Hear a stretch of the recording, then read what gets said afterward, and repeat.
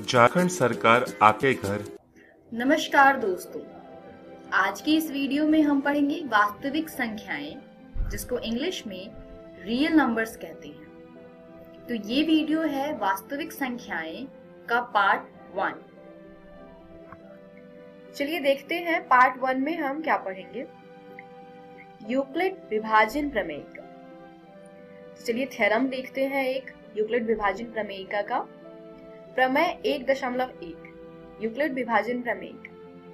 दो धनात्मक पूर्णांक a और b दिए रहने पर ऐसी अद्वितीय पूर्ण संख्याएं q और r विद्यमान है कि a बराबर bq जमा r हो, जहां पर r 0 से बड़ा या बराबर है तथा r b से छोटा है। इसका अर्थ है कि कोई भी दो पूर्णांक दिया हो, धनात्मक पूर्णांक, तो हम ऐसी दो संख्याएं निकाल सकते हैं q और r, जिससे a बराबर bq जमा r एक जो समीकरण है वो सेटिस्फाई करेगा। और r जो है, r यहाँ पर शेषफल दर्शाता है। r 0 से बड़ा होगा या बराबर होगा और r b से छोटा होगा। यूक्लिड विभाजन एल्गोरिथम दो धनात्मक पूर्णांकों का HCF परिकलित करने की एक तकनीक है। यानी HCF निकालने के लिए हम यूक्लिड विभाजन एल्गोरिथम का प्रयोग करते हैं। आपको याद होगा कि दो धनात्मक पूर्णांक a और b का HCF सबसे बड़ा धनात्मक पूर्णांक d है, जो a और b दोनों को विभाजित करता है। मतलब HCF, जिसको हम इंग्लिश में हाईएस्ट कॉमन फैक्टर कहते हैं, वो दो संख्याओं का वो सबसे बड़ा धनात्मक पूर्णांक होता है जो दोनों ही संख्याओं को पूर्ण रूप से विभाजित करता है। दो धनात्मक पूर्णांकों, मान लीजिए c और d, जहां c d से बड़ा है, का HCF प्राप्त करने के लिए नीचे दिए हुए चरणों का अनुसरण कीजिए। यानी ये वो सारे स्टेप्स हैं, वो चरण हैं जिनका हम प्रयोग करते हैं दो धनात्मक पूर्णांकों का HCF निकालने के। स्टेप 1, C और D के लिए यूक्लिड विभाजन प्रमेयिका का प्रयोग कीजिए। इसीलिए हम इससे Q और R ज्ञात कर सकते हैं कि C बराबर DQ जमा R हो, जहां C दोनों संख्याओं में से बड़ी संख्या है, बराबर D छोटी संख्या, Q भाजक जमा R शेषफल। जो शेषफल है वो 0 से बड़ा या बराबर होगा तथा ये शेषफल d से छोटा होगा। चरण 2 यानी स्टेप 2, यदि r 0 के बराबर, यहाँ पे हमारे पास दो केसेस आते हैं, या r 0 के बराबर होगा या r 0 से बड़ा होगा। तो यदि r 0 के बराबर है तब d पूर्णांकों c और d का HCF है और यहीं पे हमारा हल प्राप्त हो जाएगा। दूसरा केस, यदि r 0 के बराबर नहीं है तो d और r के लिए यूक्लिड विभाजन प्रमेयिका का फिर से प्रयोग कीजिए। स्टेप 3, इस प्रक्रिया को तब तक जारी रखिए जब तक शेषफल 0 ना प्राप्त हो जाए। इसी स्थिति में प्राप्त भाजक ही वांछित HCF होगा।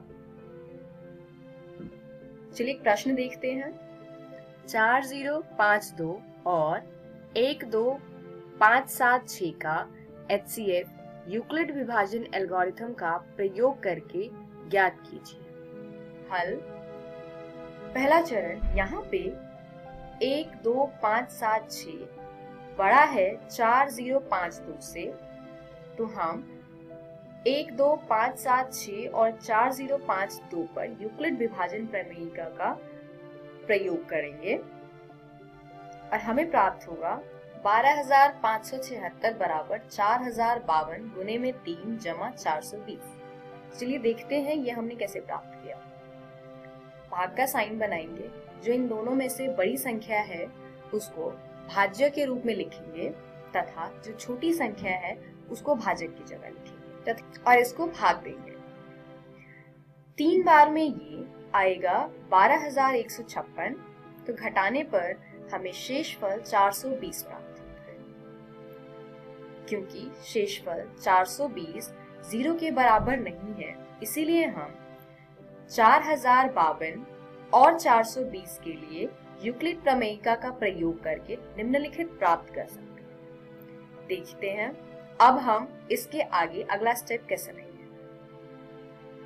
ये हमारा पिछला आंसर है। दूसरा हम भाग का साइन फिर से बनाएंगे तथा 4052 जो कि पिछले स्टेप पर भाजक था उसको हम भाज्य की तरह यहाँ लिखेंगे तथा 420 जो पिछले स्टेप में शेषफल था उसको हम भाजक के रूप में लिखेंगे। तो हर बार हमें ये इसी प्रकार करना है, भाजक को भाज्य की तरह लिखना है तथा शेषफल को भाजक की तरह लिखना है। फिर हम इसको दोबारा भाग करेंगे। 9 बार में ये आता है 3780, घटाने पर शेषफल प्राप्त होगा 272। क्योंकि शेषफल 272 0 के बराबर नहीं है तो हम 272 तथा 420 में दोबारा से यूक्लिड विभाजन प्रमेयिका का प्रयोग करेंगे। तो नए भाजक 420 और नए शेषफल 272 को लेकर यूक्लिड प्रमेयिका का प्रयोग करेंगे। इससे हमें प्राप्त होगा 420 बराबर 272 गुने में 1 जमा 148। इसमें हम फिर 420 को भाज्य के रूप में लिखेंगे तथा 272 को भाजक के रूप में लिखेंगे तथा एक आया हमारा भागफल। इसको भाग देने पर शेषफल प्राप्त होता है 148। नए भाजक 272 और नए शेषफल 148 पर यूक्लिड विभाजन प्रमेयिका का फिर से प्रयोग करेंगे और ये हम तब तक करते रहेंगे जब तक कि हमारा शेषफल 0 नहीं आ जाता। अब 148 और 272 को लेते हैं और आगे हल करते हैं। इस पे फिर से यूक्लिड विभाजन प्रमेयिका का प्रयोग करने पर हमें 148 भाजक प्राप्त हुआ है तथा शेषफल 124 प्राप्त हुआ है, जिसपे हम फिर से यूक्लिड विभाजन प्रमेयिका का प्रयोग करेंगे।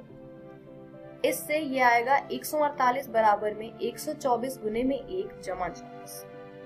हम नए भाजक 124 और नए शेषफल 24 पर यूक्लिड प्रमेयिका का प्रयोग फिर से करेंगे और इससे हमें मिलेगा 124 बराबर 24 गुने में 5 जमा 4।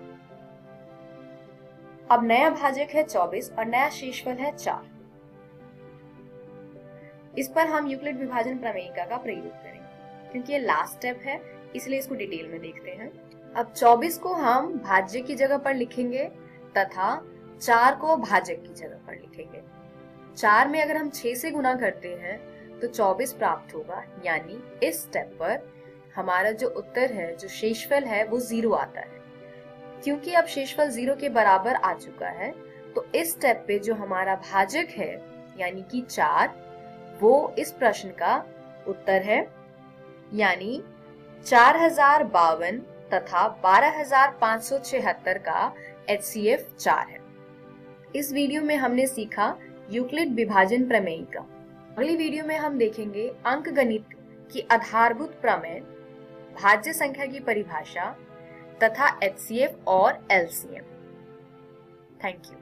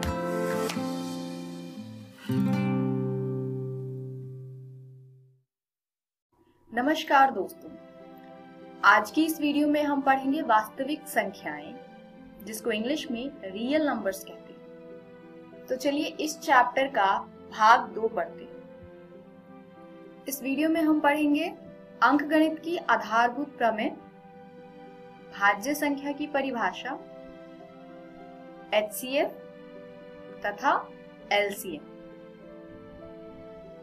प्रमेय 1.2 यानी कि अंकगणित की आधारभूत प्रमेय।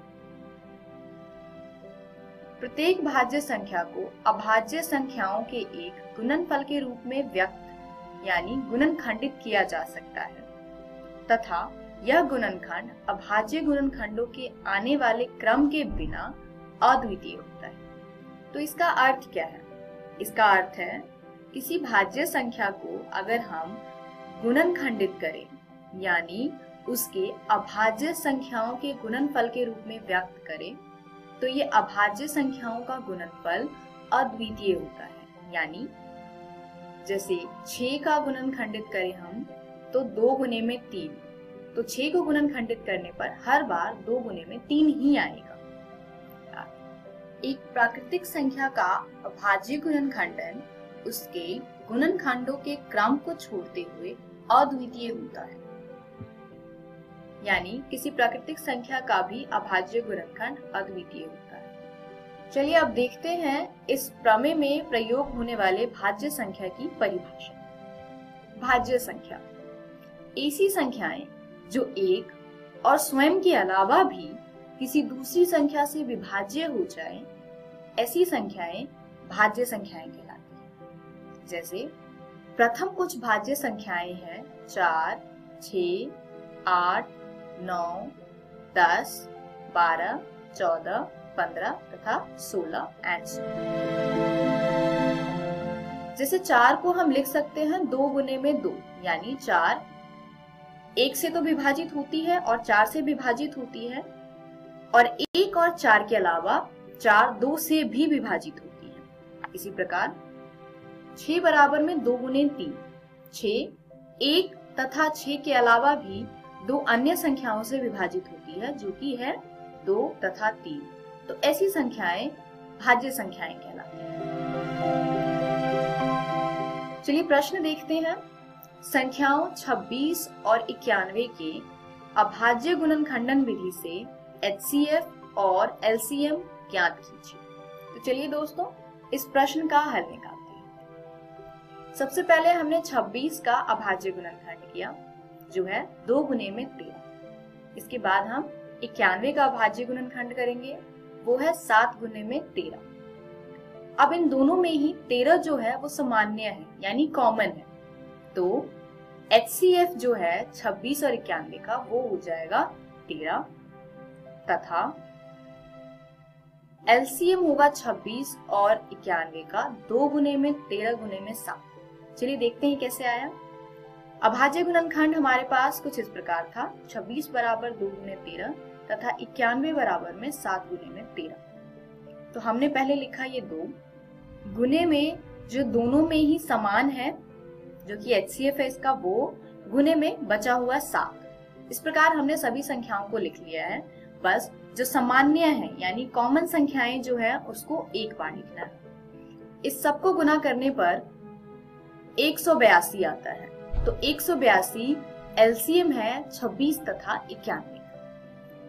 ध्यान दीजिए 26 तथा 91 का HCF बराबर है 13, यानी संख्याओं में प्रत्येक उभयनिष्ठ अभाज्य गुणनखंड की सबसे छोटी घात का गुणनफल। इसी प्रकार LCM 26 और 91 का है 2 गुने में 7 गुने में 13 जो कि बराबर है 182 के। वो क्या है?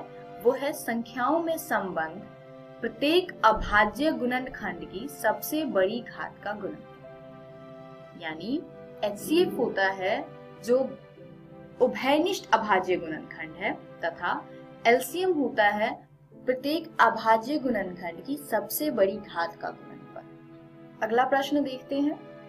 संख्याओं 12, 15 और 21 के अभाज्य गुणनखंडन विधि से HCF और LCM ज्ञात कीजिए। चलिए हल देखते हैं। 12 का अभाज्य गुणनखंड है 2 गुने में 2 गुने में 3। 15 का अभाज्य गुणनखंड है 3 गुने में 5 तथा 21 का अभाज्य गुणनखंड होगा 3 गुने में 7। अब आप देख सकते हैं कि तीनों में ही 3 उभयनिष्ठ है, यानी HCF 12, 15, 21 का होगा 3। चलिए एलसीएम देखते हैं। एलसीएम के लिए हमने तीनों संख्याओं का भाज्य गुणनखंड लिख लिया है, तो एलसीएम आएगा 2 गुने में 2 गुने में 3 गुने में 5 गुने में 7, जो कि आएगा 420। इसमें हमने क्या किया है, 2, फिर ये 2 हमने लिखा है, 3 जो तीनों में ही कॉमन है यानी उभयनिष्ठ है उसको एक बार लिखा है, 5 की सबसे बड़ी घात 1 है यानी एक बार 5 आया है तो 5 लिखा है, गुने में 7, 7 भी सिर्फ एक बार आया है तो हमने 7 लिखा है। तो आप देख सकते हैं इसमें 12 में 2 की सबसे बड़ी घात 2 है तो हमने 2 को 2 बार लिखा है, गुने में 3 की सबसे बड़ी घात 1 है तो हमने 1 बार लिखा है, गुने में 5 की सबसे बड़ी घात 1 है तो 5 भी 1 बार लिखा है, तथा 7 की सबसे बड़ी घात 1 है तो 7 को भी 1 बार लिखा है। इस प्रकार एलसीएम का मान आया है 420। चलिए देखते हैं 2 धनात्मक पूर्णांकों a और b तथा उसके HCF और LCM के बीच में संबंध। किन्हीं 2 धनात्मक पूर्णांकों a और b के लिए a और b का HCF गुने में a और b का LCM बराबर होता है a गुने में b। तो यह एक सूत्र है जिसको आप अपनी नोटबुक में लिख लीजिए। इस सूत्र पर आधारित एक प्रश्न देखते हैं। 306 तथा 657 का HCF 9 दिया है तथा हमें ज्ञात करना है 306 तथा 657 का LCM। तो इस प्रश्न में हमें दोनों संख्याएं दी हुई है तथा दोनों संख्याओं का HCF दिया हुआ है, हमें इसका LCM निकालना है। तो इसका सॉल्यूशन देखते हैं।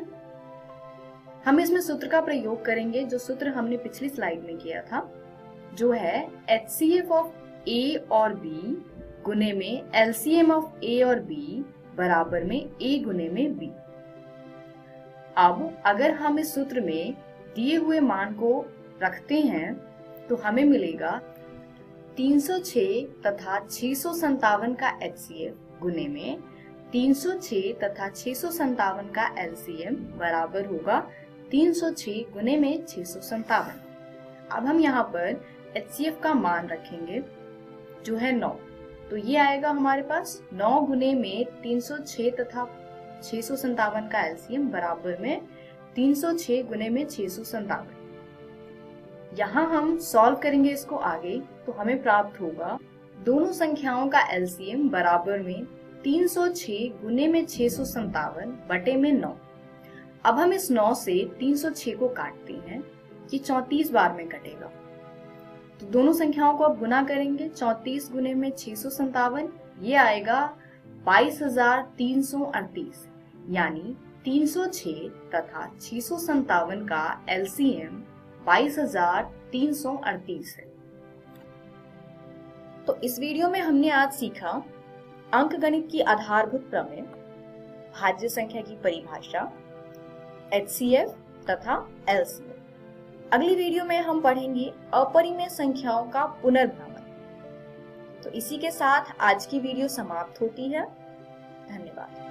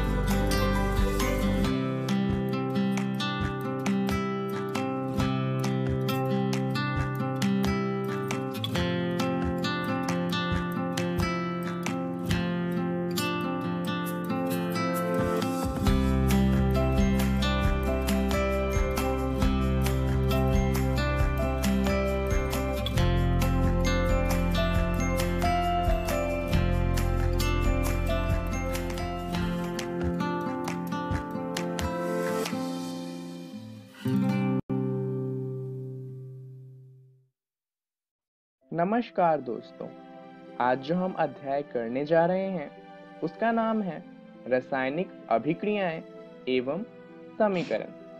तो चलिए जानते हैं कि इस अध्याय के पहले भाग में हम क्या क्या जानने वाले हैं। सबसे पहले हम बात करेंगे रासायनिक बदलाव के बारे में। इसके बाद हम जानेंगे रासायनिक अभिक्रिया को और अंत में हम बात करेंगे रासायनिक समीकरण के बारे में। तो चलिए अध्याय को शुरू करते हैं रासायनिक बदलाव को जानते हुए। कुछ परिस्थितियां दी गई हैं, इन्हें ध्यान से देखिए। क्या होता है जब हम गर्मी के मौसम में दूध को खुला छोड़ देते हैं? आपने ध्यान दिया होगा कि दूध को गर्मियों के मौसम में खुला छोड़ने पे वो दही में बदल जाता है। इसके अलावा अगर हम लोहे की वस्तु को अर्धवायुमंडल में खुला छोड़ दें तो क्या होता है? आपने ध्यान दिया होगा कि लोहे की जो वस्तुएं होती हैं उन पे एक पतली सी भूरे रंग की परत आ जाती है, जिसे हम आम भाषा में कहते हैं कि लोहे में जंग लग गया है। इसके अलावा जब हम भोजन को पकाते हैं तो आपने ध्यान दिया होगा कि उसमें कई तरीके के बदलाव आते हैं। तो अगर हम इन तीनों बदलावों की बात करें जिन्हें हमने अभी देखा, तो हमें एक बात पता चलेगी कि इन सभी परिस्थितियों में प्रारंभिक वस्तु की प्रकृति तथा पहचान कुछ न कुछ बदल गई है। जैसा कि धातु की बात करें तो धातु में बाद में एक परत आ गई थी जो भूरे रंग की थी। दूध की बात करें तो वो दही में बदल गया था और भोजन में कई तरीके के बदलाव आने के बाद वो पक गया था। ये जितने भी बदलाव थे ये सभी रासायनिक बदलाव थे और ये हमें बताते हैं रासायनिक अभिक्रिया के बारे में। वो किस तरह से? जब भी कोई रासायनिक परिवर्तन होता है तो हम कह सकते हैं कि एक रासायनिक अभिक्रिया हुई है। तो सवाल ये आता है कि आखिर रासायनिक अभिक्रिया का वास्तविक अर्थ है क्या? तो चलिए जानते हैं कि रासायनिक अभिक्रिया क्या होती है।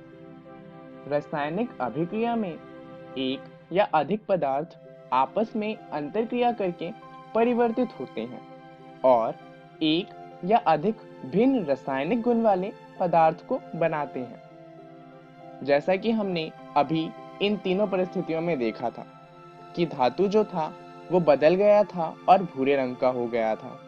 जो दही थी वो दूध से बनी थी और जो हमारा भोजन था वो पक गया था। एक और उदाहरण देखें तो मैग्नीशियम रिबन को जब हम जलाते हैं तो वो मैग्नीशियम ऑक्साइड में परिवर्तित हो जाता है। ये भी एक रासायनिक अभिक्रिया है। अब यहाँ तो हमें बता दिया गया कि ये रासायनिक अभिक्रिया है, पर किसी क्रिया को देखकर हमें पता कैसे चलेगा कि वो रासायनिक है या नहीं है? ये पता करने के लिए जितनी भी रासायनिक अभिक्रिया होती है उन सभी के कुछ संकेत होते हैं। चलिए जानते हैं कि वो संकेत क्या हैं जिनसे हमें ये पता चलेगा कि जो क्रिया हुई है वो रासायनिक है या नहीं। सबसे पहला है अवस्था में परिवर्तन। जैसा कि हम जानते हैं कि 3 तरीके की अवस्था होती है: ठोस अवस्था, द्रव अवस्था और गैस अवस्था। तो मान लीजिए कि कोई तत्व ठोस अवस्था में था और क्रिया के बाद वो द्रव अवस्था या फिर गैस अवस्था में परिवर्तित हो गया, तो हम कह सकते हैं कि जो क्रिया हुई है वो रासायनिक अभिक्रिया है।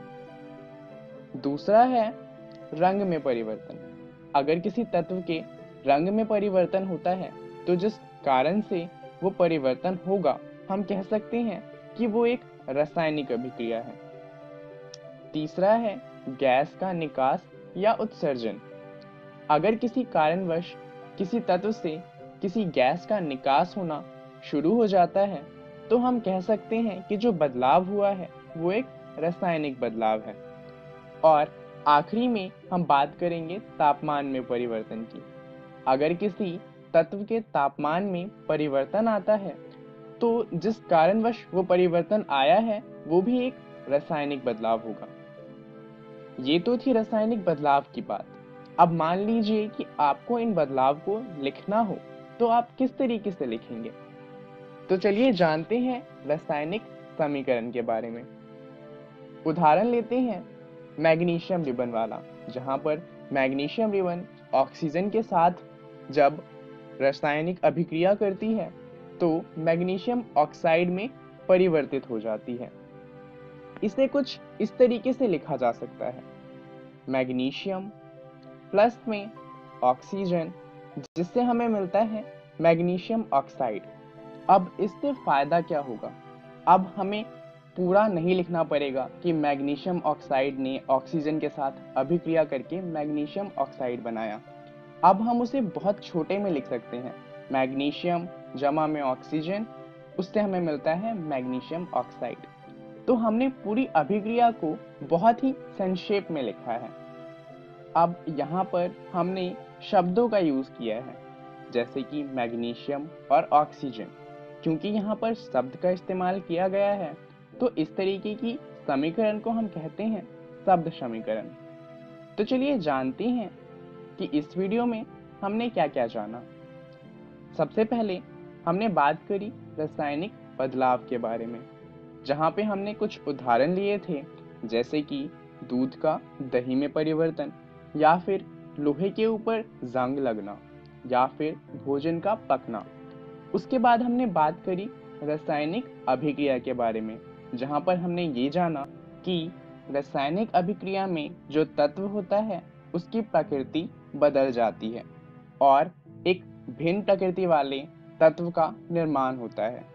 उसके बाद हमने बात करी रासायनिक समीकरण के बारे में, जहां हमने ये जाना कि रासायनिक अभिक्रिया को संक्षेप रूप में किस तरीके से लिखा जा सकता है। चलिए आप जानते हैं कि अगली वीडियो में हम क्या जानने वाले हैं। अगली वीडियो में हम बात करेंगे रासायनिक समीकरण को किस तरीके से लिखा जा सकता है उसके बारे में। उसके साथ साथ हम ये भी जानेंगे कि इन रासायनिक समीकरण को संतुलित किस तरीके से किया जा सकता है और इन्हें संतुलित करने का महत्व क्या है। धन्यवाद।